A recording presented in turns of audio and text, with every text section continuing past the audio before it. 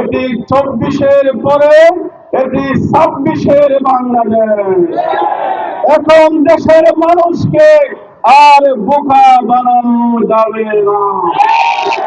আজকে আমরা যখন এগিয়ে যাচ্ছি, পরিবর্তনের জন্য মানুষ যখন পাগল হয়ে গেছে, নতুন বাংলাদেশের জন্য যখন গণজোয়ার সৃষ্টি হয়েছে, তখন আমরা আবারও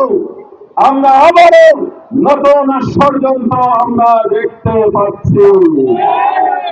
আজকে ইসমাইল ভাই যেখানে ইঙ্গিত দিয়েছেন, এদেশের গরিব মানুষের ভাগ্য নিয়ে ছেলেমেয়ে করার জন্য আবার সকলে ঐক্যবদ্ধ হয়ে এদেশের মানুষের অধিকার হরণ করার ষড়যন্ত্র শুরু করেছে।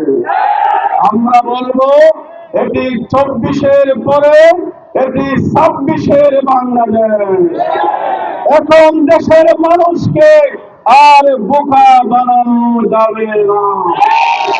আমরা বলতে চাই, এই টেকনা উপজেলা পৃথিবীর মধ্যে একটি অনন্য উপজেলা, ঠিক কিনা? এখানে যত সব সম্পদ আল্লাহ দিয়েছেন, একসাথে টেকনাফে পৃথিবীর কোথাও আর নাই।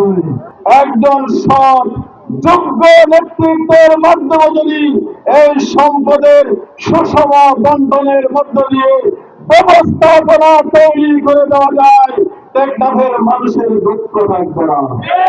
টেকনাফ হবে বাংলাদেশের অন্যতম মেগা সিটি, ঠিক না?